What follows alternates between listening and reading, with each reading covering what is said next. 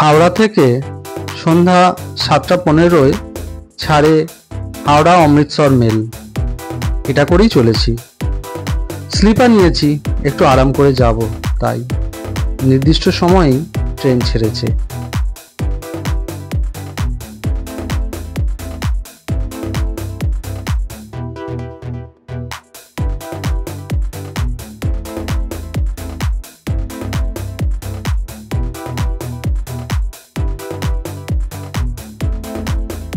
রাত প্রায় 11:30 নাগাদ নামলাম যশোরী স্টেশনে।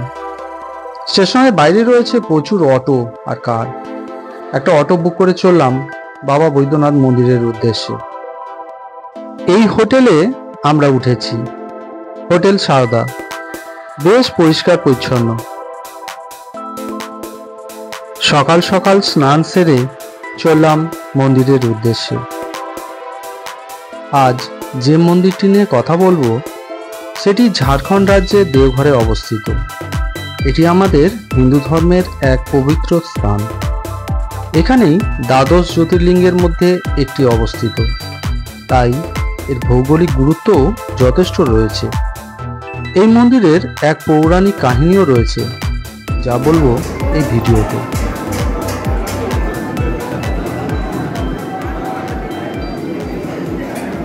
এত সকালেই প্রচুর লাইন পড়ে গেছে, তবে ব্যারিকেড করে সুশৃঙ্খলভাবেই পুজো দেওয়া যাবে। ভিআইপিদের জন্য অবশ্য আলাদা লাইন রয়েছে। প্রচুর পান্ডা রয়েছে, তবে আপনারা নিজেরাই পান্ডা ছাড়াও পুজো দিতে পারবেন। মন্দির চত্বরেই বিক্রি হচ্ছে ফুলের ডালি ও গঙ্গা জল। এছাড়াও ঝাড়খণ্ড রাজ্যের দেওঘরে প্রচুর দর্শনীয় স্থান রয়েছে, যার জন্য প্রতি বছরই প্রচুর পর্যটকের সমাগম ঘটে এখানে। এখানে আসার বেস্ট সময় হলো অক্টোবর টু মার্চ। তারপর এখানে প্রচুর গরম পড়ে যায়। টিকাদার দেওঘর অর্থাৎ দেবতাদের আবাস। এখানেই রয়েছে সেই বিখ্যাত মন্দির বাবা বৈদ্যনাথের মন্দির। এই মন্দিরটি 12টি জ্যোতির্লিঙ্গের মধ্যে অন্যতম, যা ভগবান শিবের উদ্দেশ্যে নিবেদিত। বেশ ভালোভাবেই পুজো দিলাম। গর্ভগৃহের শিবলিঙ্গটিকে স্পর্শ করতে পেরে পরম শান্তি।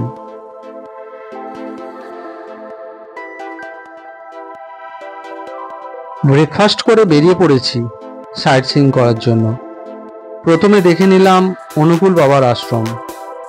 বেশ সুন্দর সাজানো গোছানো সৎসঙ্গ আশ্রম।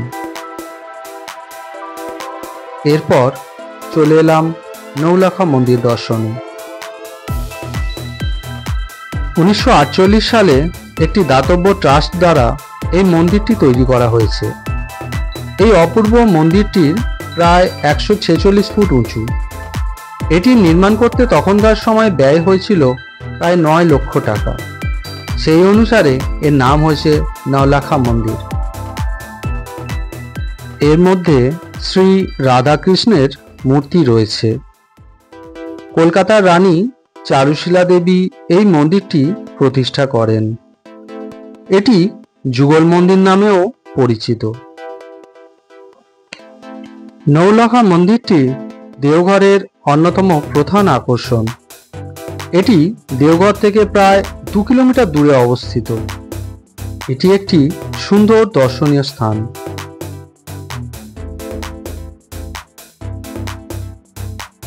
এরপর চলে এলাম প্রভু জগৎবন্ধু আশ্রম দেখতে।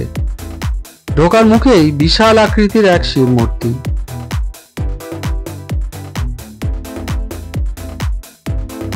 বেশ নিরিবিলি শান্ত পরিবেশ।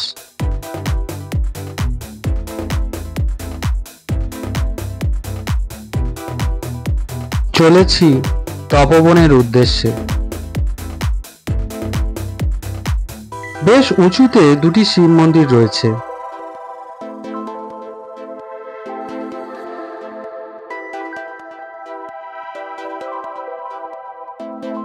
উঁচু থেকে চারপাশটা দেখতে খুব সুন্দর লাগে। বিকালবেলা তো দারুণ উপভোগ করা যাবে এখানে। বহু দূর পর্যন্ত দেখা যাচ্ছে। উপরে নাকি অনেক ঘুরপথ আছে, গাইড লাগবে। কথা বলে একটা গাইড ঠিক করলাম। ও বাবা, সে দেখি নিজে যাবে না, একটা বাচ্চা ছেলেকে গছিয়ে দিল। চল বাবা, দেখি তপবনে কি দেখার আছে। ছেলেটি আমাদের পথ দেখিয়ে নিয়ে চলেছে।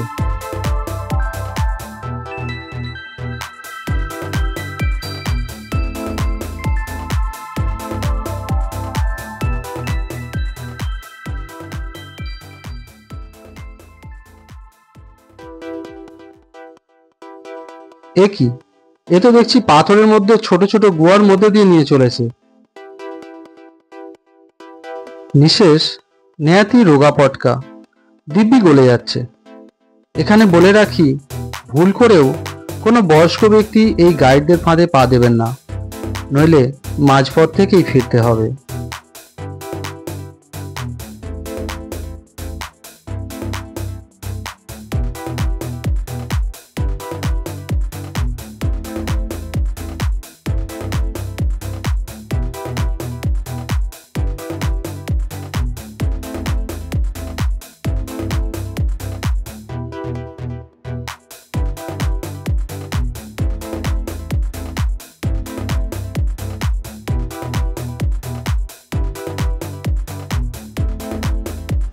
কোন দিক দিয়ে ঢুকছি, কোন দিক দিয়ে চলেছি কিছুই জানি না, শুধু ফলো করছি ছেলেটিকে।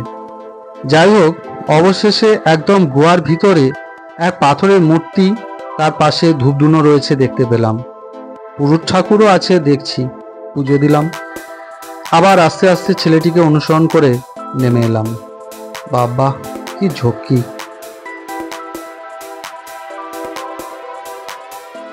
চলেছি ত্রিকুট পর্বত দেখতে।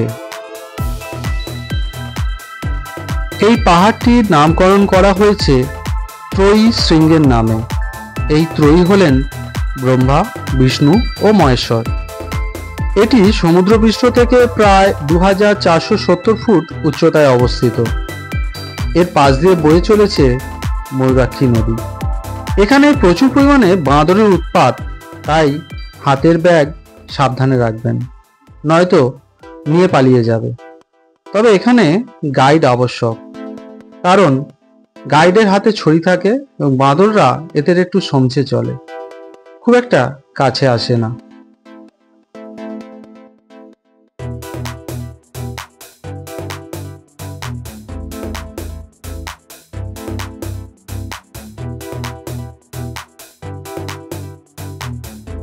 এই মন্দিরে শিবলিঙ্গের উপরে অবস্থিত ষাঁড়ের মুখ থেকে জল অনবরত শিবলিঙ্গের উপর পড়তে থাকে।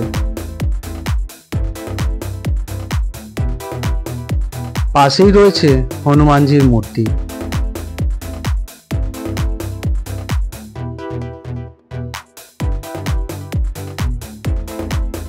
পুজো দিয়ে চললাম উপরের দিকে। বেশ নিরিবিলি পরিবেশটা, চারপাশে প্রচুর বেলগাছ আছে দেখলাম।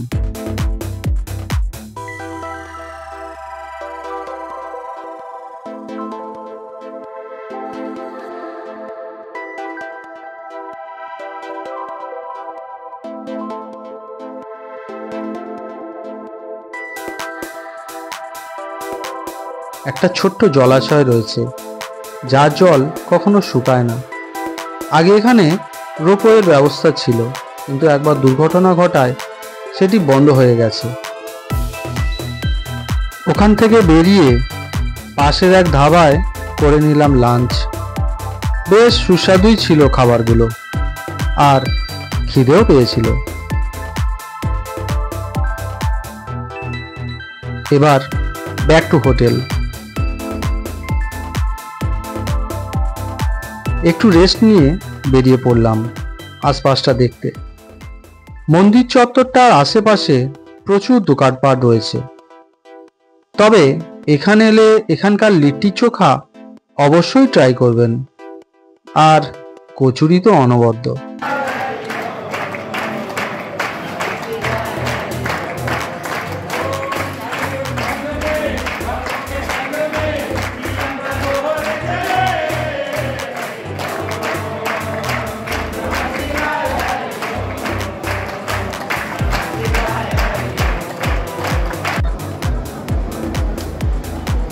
টুকটাক কেনাকাটা সেরে চলে এলাম মন্দির চত্বরে। ধূপধুনোর গন্ধে জায়গাটাকে এক আলাদা পরিবেশের রূপ দিয়েছে। তখনও আরতি শুরু হয়নি, কিন্তু লোকজন ভালোই।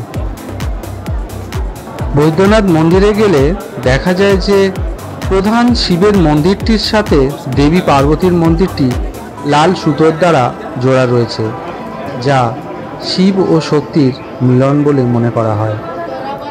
এই মন্দিরটির নাম বৈদ্যনাথ কারণ এখানে মহাদেব স্বয়ং বৈদ্যরূপে বিরাজমান। এই পবিত্র ভূমিতে কঠিন ব্যাধি থেকে মুক্তি পাওয়া যায়।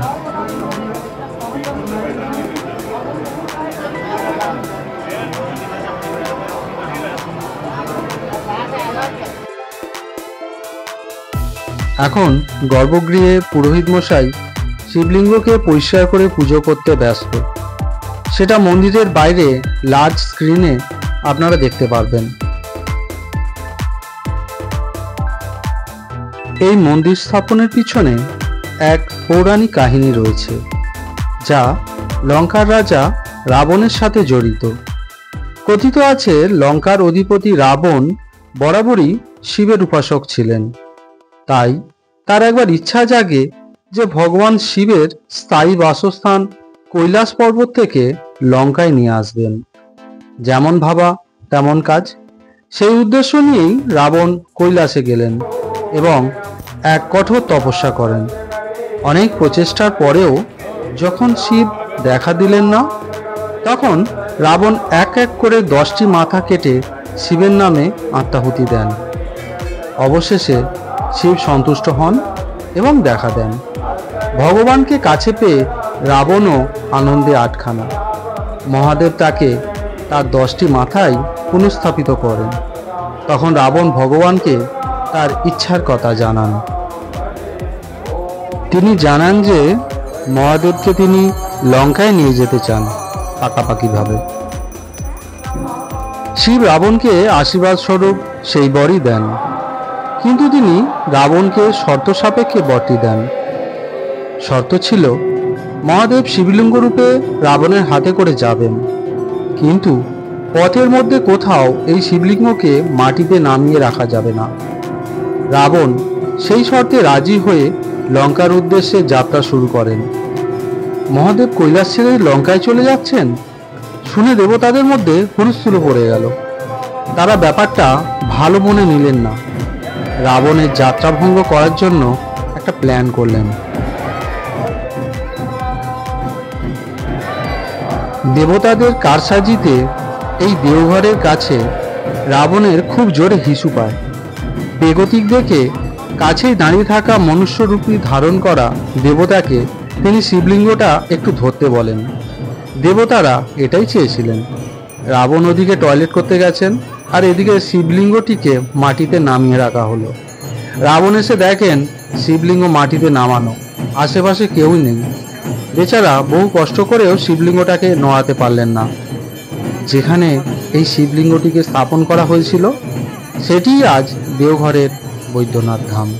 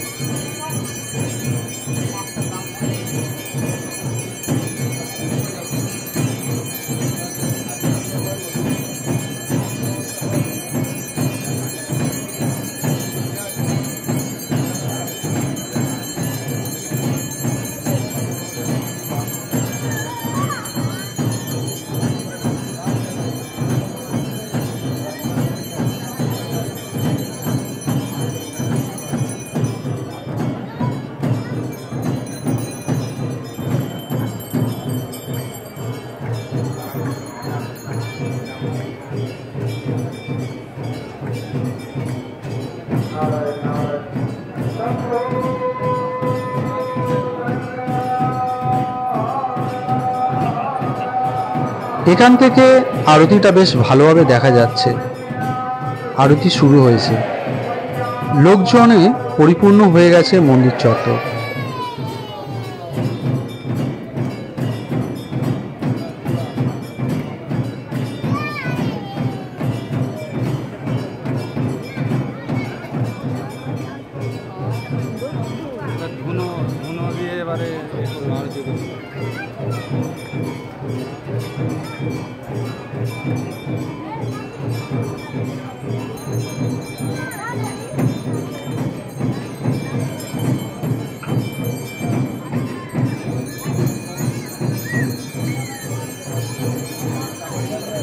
দেখতে পাচ্ছেন তো?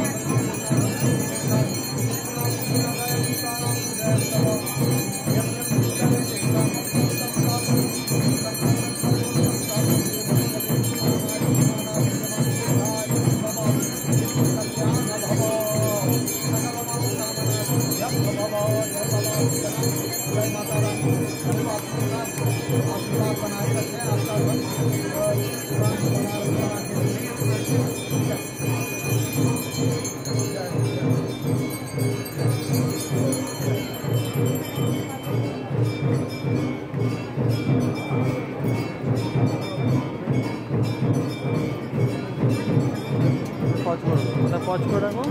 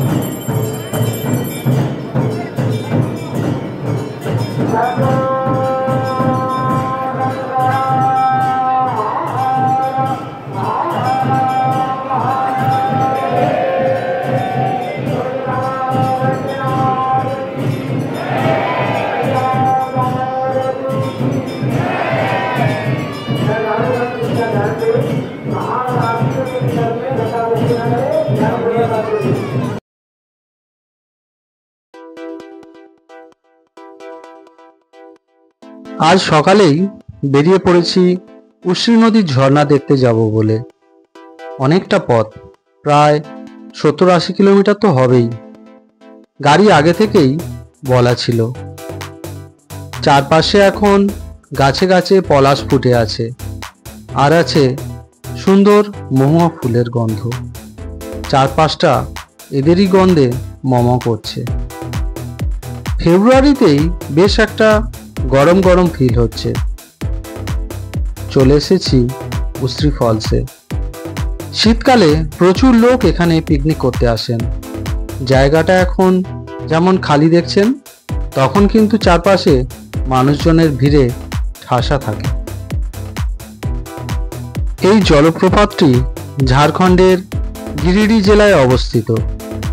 এটি প্রায় 39 ফুট উঁচু। এখন অবশ্য নদীতে জল কম থাকায় জলের স্রোত একটু কম। বর্ষায় এর সৌন্দর্যই আলাদা হয়।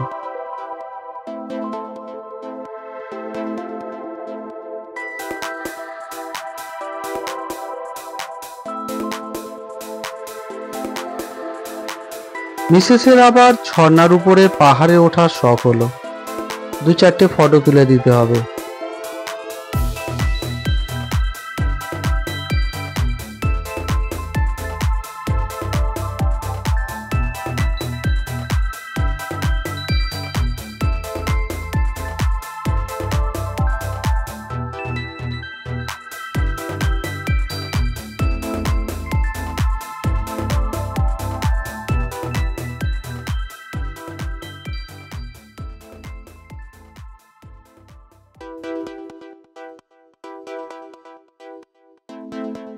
বেশ সুন্দর নিরিবিলি একটা পরিবেশ।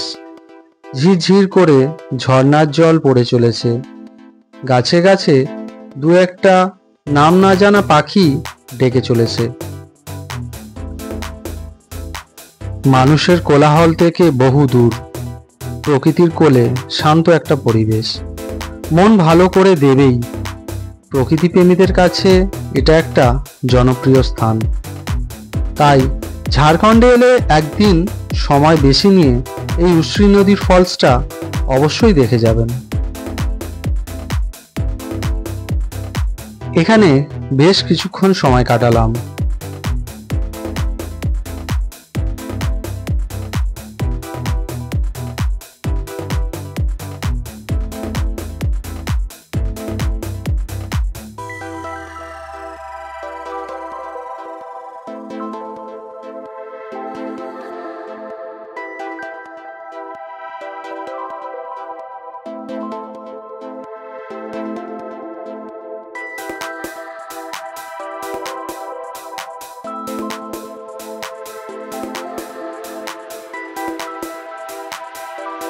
এরপর চলেছি খান্ডলি পার্ক ও লেক দেখতে।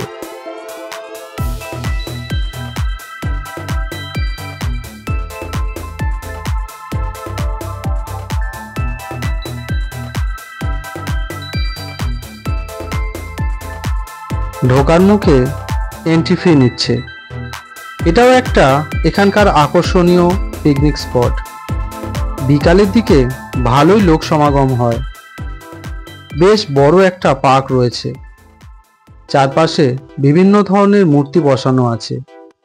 ছোট বড় প্রচুর গাছপালা। এই গরমে গাছতলাটা বেশ ঠান্ডা। বড় বড় গাছের তলায় বসার জায়গা আছে। মিসেস যেন তার ছোটবেলায় ফিরে গেছে। লেকটা বেশ বড়।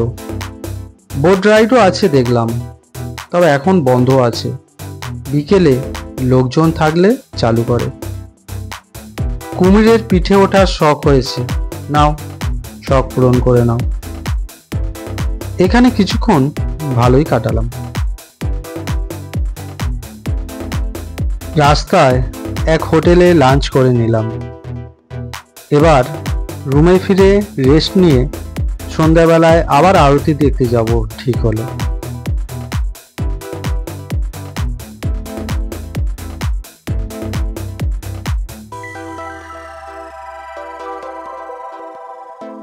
চলে এলাম মন্দির চত্বরে।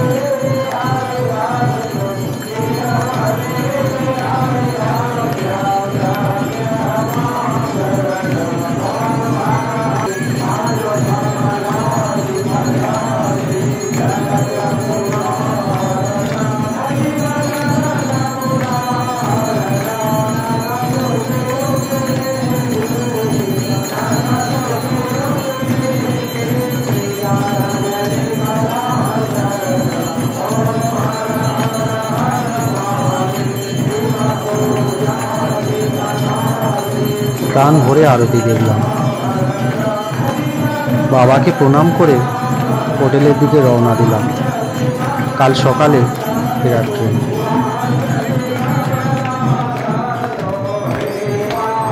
ভিডিওটা পছন্দ হলে একটা লাইক ও সাবস্ক্রাইব করে পাশে থাকবেন। ধন্যবাদ।